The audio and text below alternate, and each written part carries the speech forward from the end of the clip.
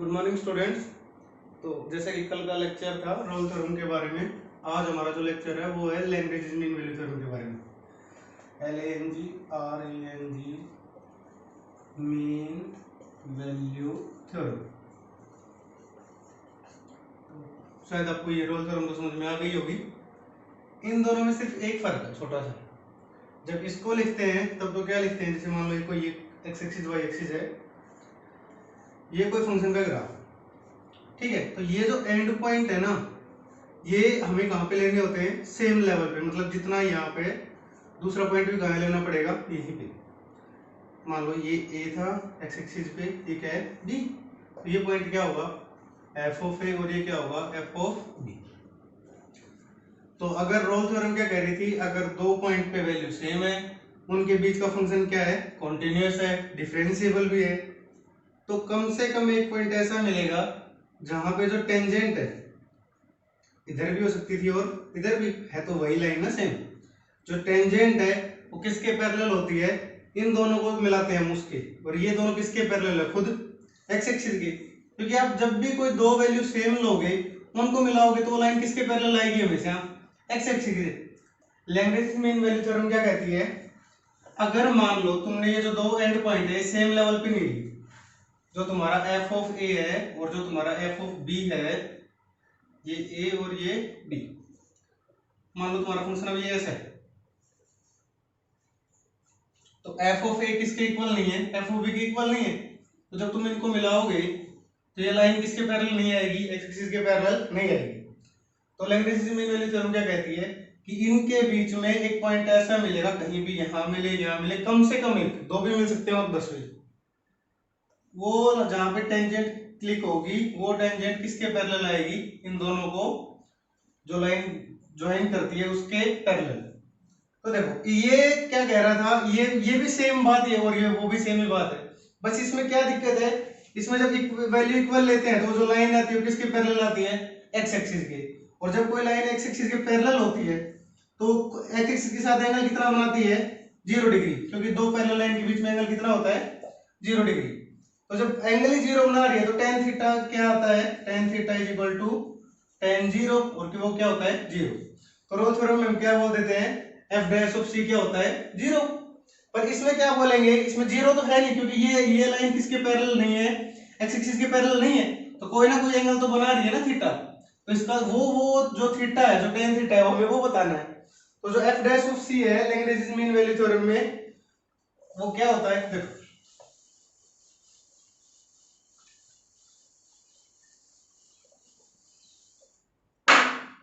Lagrange mean value theorem क्या कहती है तुम्हें, मीन वैल्यू थ्योरम क्या कहती है, अगर एफ एक्स कोई एक फंक्शन है डिफाइंड है, एफ एक्स अगर किस कंटिन्यूअस है, किस किस के बीच में, क्लोज इंटरवल ए से बी के बीच में कॉन्टिन्यूअस, फिर एफ एक्स को क्या क्या रखा है, एफ एक्स कैसा होना चाहिए, डिफरेंशिएबल, किस किस के बीच में, A to B open, end point पे ना हो तो भी चल जाएगा। और तीसरी चीज क्या कह रहा है, हाँ बस ये दो ही कंडीशन मांग रहा है, तो क्या कह रहा है कि अब वहां यहाँ पे क्या करेगा, कोई सी किस किस के बीच में एग्जिस्ट करेगा, ए से बी के बीच में, और वो सी कैसा होगा, जहां पे जो डेरिवेटिव है वो किसके इक्वल आएगा, f of B minus F of a upon में बी माइनस ए। देखो अगर तुमने प्लस वन क्लास में कुछ थोड़ा बहुत पढ़ा हो, लाइन की इक्वेशन क्या होती है, y minus y one equals to m times of x minus x1। x1 y1 तो क्या होते हैं, जहां से वो लाइन, वो पॉइंट जहां से वो लाइन क्या हो रही है पास, और ये m क्या होता है, स्लोप, है ना। तो और स्लोप को हम कैसे लिखते थे, अगर तुम्हें प्लस वन का ध्यान हो तो y2 माइनस y1 अपॉन में x2 माइनस x1, है ना। और ये जो f डैश ऑफ c है, ये डेरिवेटिव तो है किसके ऊपर, c के ऊपर। तो डेरिवेटिव कैसे निकालते हैं, डेरिवेटिव का सीधा सीधा मतलब क्या होता है, भाई पॉजिटिव डायरेक्शन को x के साथ कितना थीटा बना रहे हैं, वो जो टेंजेंट आएगी, जो ये थीटा है, ये किससे निकलेगा, थीटा नहीं, हमें क्या निकालना होता है एग्जैक्टली tan थीटा, वो होता है स्लोप, थीटा तो एंगल होता है, और tan थीटा क्या होता है, फिर इस लाइन का स्लोप। अब स्लोप निकालने के लिए हमारे पास जो प्लस वन में पढ़ा था, वो ये पढ़ा था ना, y2 माइनस y1 अपॉन में x2 माइनस x1। देखो ये क्या है y2, ये क्या है y1, ये क्या है x2, और ये क्या है x1। अरे जब तुम ग्राफ बनाते हो तो ए बी तो यहाँ लेते हो, तो ये क्या हुआ x1, ये क्या हुआ x2, और एफ ऑफ ए और एफ ऑफ बी यहाँ पे आएंगे, तो ये क्या हुआ y1 और ये क्या हुआ y2। तो y2 माइनस y1 अपॉन में x2 माइनस x1 क्या देगा हमारे पास स्लोप, और स्लोप भी क्या होता है डेरिवेटिव, और किस पॉइंट पे लेना है सी पॉइंट पे। तो फिर लैग्रेंज मीन वैल्यू थ्योरम का एग्जैक्टली मतलब क्या हुआ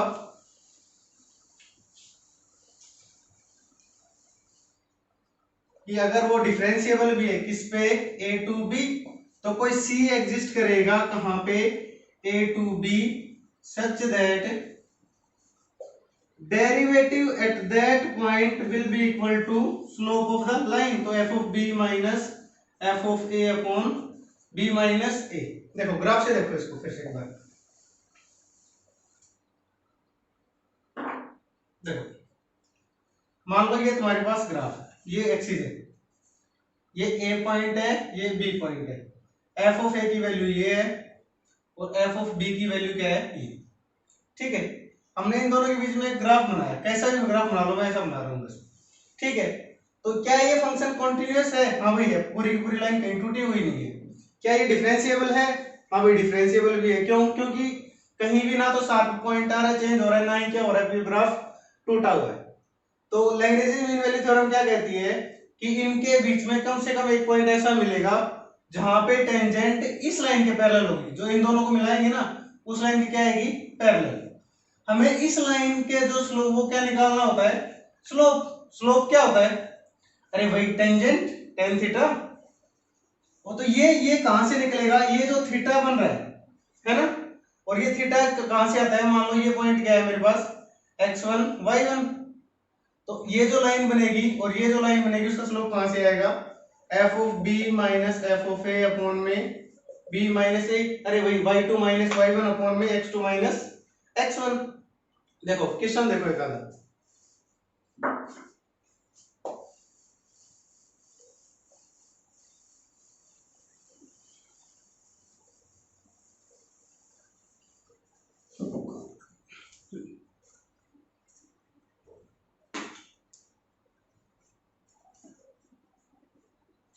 देखो एक क्वेश्चन है, show that the Lagrange mean value theorem is not applicable is not वाला बाद में करेंगे, कल ये देखो। Find a point on parabola y equals to x minus 4 का होल स्क्वायर, ठीक है, where the tangent is parallel to the chord joining the points 4 0 and 5 4 0 and 5। ठीक है, तो बताओ ये पॉइंट क्या हुआ x1, ये क्या हुआ y1, ये क्या हुआ x2 और ये क्या हुआ y2। हम x1 को क्या बोलते हैं अपने इस वाले चैप्टर में a, ये क्या होता है f ऑफ a, ये क्या होता है b, तो ये क्या होगा f ऑफ b। ठीक है, तो देखो पहले इसका जो ग्राफ बना के देख लो, चाहे 4 0 पॉइंट कहाँ होता है 4 और 0 यहाँ पे, और 5 1 यहाँ पे होगा ना, तो ये दो पॉइंट है इनके बीच में क्या है ये पैराबोला है ये। ठीक है, तो क्या ये पैराबोला कंटिन्यूअस है? हाँ भाई पैराबोला अपने आप में क्या होती है पॉलिनोमियल, पॉलिनोमियल क्या होती है कॉन्टिन्यूअस।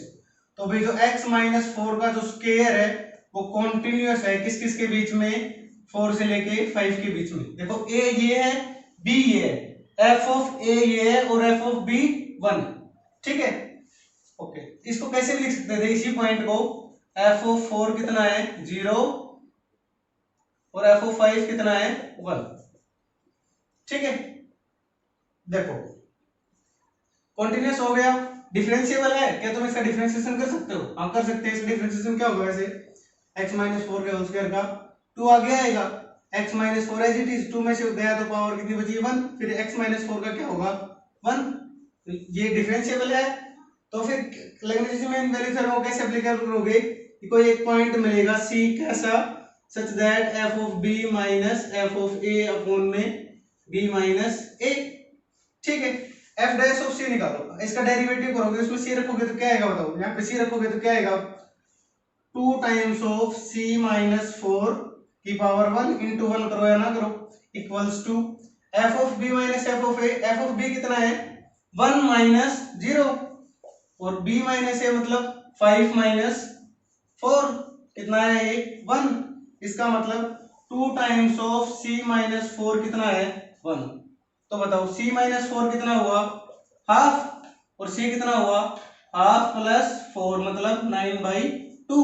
तो क्या 9/2 4 और 5 के बीच में आ रहा है ना। 9/2 कितना होता है 4.5 जो 4 और 5 के बीच में है।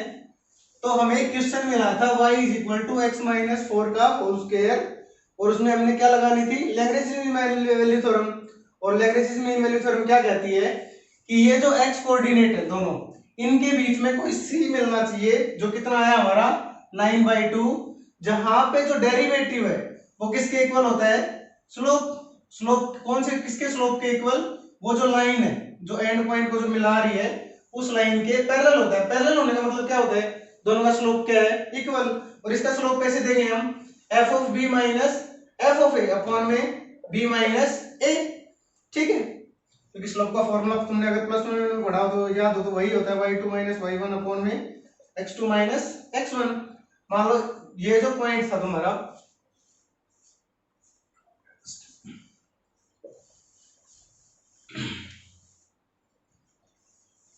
ये a है ये b है तो ये पॉइंट जो इस पॉइंट के जो कोऑर्डिनेट है वो क्या होंगे हम ये लिखते हैं ना पहले x कोऑर्डिनेट और फिर y कोऑर्डिनेट मतलब f ऑफ a। ये मान लो b है तो इसके कोऑर्डिनेट क्या होंगे b f ऑफ b। तो जब आपको ऐसे दो पॉइंट मिले तो ये क्या है a ये क्या है f of a b f of b।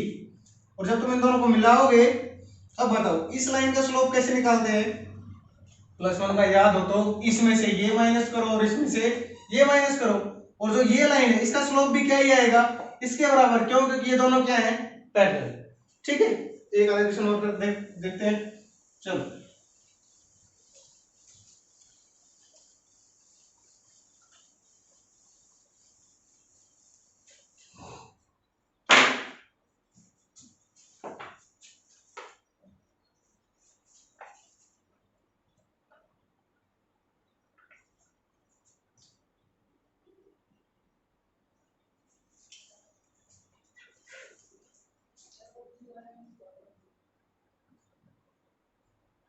मान लो ये क्वेश्चन दिया हुआ है आपके पास f(x) इक्वल्स टू 1/x और -1 से 1 है ना। ये कह रहा है कि इस पे प्रूव करो कि इस पे लैग्रेंज मीन वैल्यू थ्योरम लग ही नहीं सकती। तो मेरे को पता है कि 1/x 0 पे क्या होता है नॉट डिफाइंड है ना। क्यों क्योंकि 1/0 कितना होता है इंफिनिटी। अब -1 से 1 लेके बीच में कैसा पॉइंट आ रहा है जहां पे डिफाइन ही नहीं है। डिफाइन नहीं है तो फिर कॉन्टिन्यूअस भी नहीं है और अगर कॉन्टिन्यूअस नहीं है तो डिफरेंशिएबल भी नहीं है और ना कॉन्टिन्यूअस है ना डिफरेंशिएबल है जिसमें कभी भी लैग्रेंज मीन वैल्यू थ्योरम नहीं लग सकती। 1/x का ग्राफ क्या होता है ये होता है ना ऐसे है ना।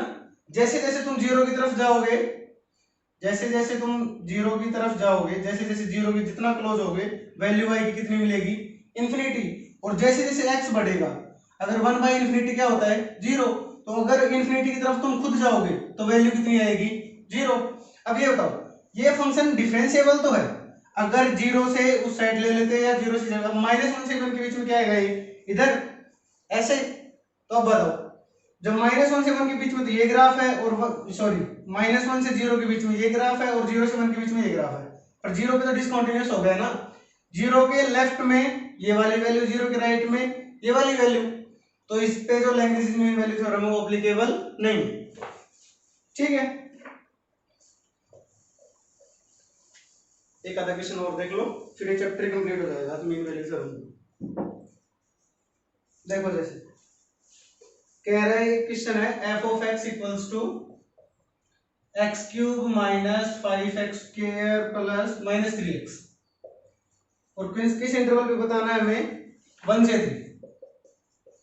देखो ये एक पॉलिनोमियल है ठीक है तो ये कैसी बनेगी कॉन्टिन्यूअस होगी।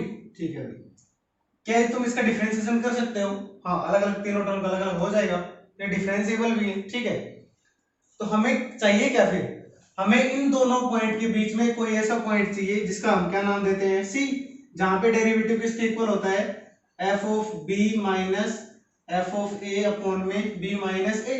अब ए कौन है यहाँ पे 1, बी कौन है 3, तो एफ ऑफ ए कितना हुआ यहाँ पे 1 रख लो, 1 माइनस 5 माइनस 3 1 माइनस 8 हो गया, कितना बचा -7, और एफ ऑफ बी कितना है बताओ 3 रखो यहाँ पे, 3 का cube 27 minus 5 times of 9 minus 3 times of 3, कितना बचा ये 27 माइनस 45 माइनस 9, तो 27 माइनस 54, कितना बचा -27।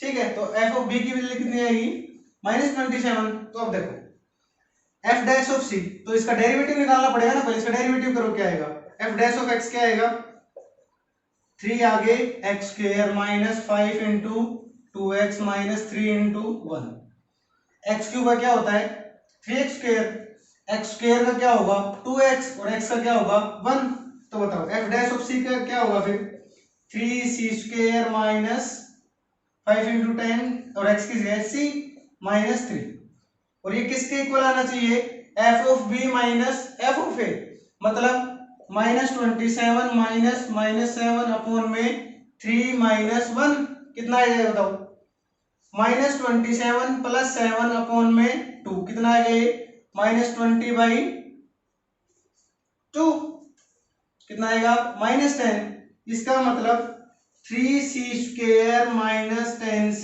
माइनस 3 किसके इक्वल है -10 के। तो अब इसकी c की वैल्यू निकालनी पड़ेगी हमें, देखो अब c की वैल्यू निकालोगे तो क्या होगा 3c स्क्वायर माइनस 10c, और ये जब इधर आएगा तो प्लस होगा, तो -3 प्लस 10 प्लस का 7 बचेगा इज इक्वल टू 0। कोई दो टर्म ऐसी बताओ जिनका प्रोडक्ट तो कितना आता हो 21 और सम कितना आता हो -10, 7 और 3 ले लो तो क्या बनेगा बताओ 3c square minus 7c sorry minus 3c plus 7 is equal to 0। 3 को आगे लिख लो, 7 को पीछे लिख लो, कॉमन लेने में ऐसा नहीं रहेगी। ठीक है, तो यहां से क्या कॉमन आएगा बताओ 3c, क्या बचा c माइनस 1, यहां से क्या कॉमन आया -7, क्या बचा c माइनस 1, तो क्या क्या रहेगा c माइनस 1 और 3c माइनस 7, तो c माइनस 1 का अगर इसको 0 रखोगे तो क्या आएगा c इज इक्वल टू 1, और यहां से क्या आएगा c इज इक्वल टू 7/3, तो जो c इज इक्वल टू 1 है वो एक्सेप्टेबल नहीं है, क्यों क्योंकि 1 जो है वो 1 और 3 के बीच में नहीं आता, 1 बाउंड्री पॉइंट है 3 बाउंड्री पॉइंट है, और 1 और 3 के बीच में कौन आ रहा है 7/3, तो हमें एक ऐसा c मिल गया जहां पे इसका डेरिवेटिव किसके इक्वल होगा इसके इक्वल होगा। ठीक है, तो आज आपको लैग्रेंज में वैल्यू थ्योरम के सारे क्वेश्चन करके देखने हैं, टोल थ्योरम के भी हो गए होंगे तुम्हारे, कल आपको साइन मिल जाएगा। ठीक है, थैंक यू।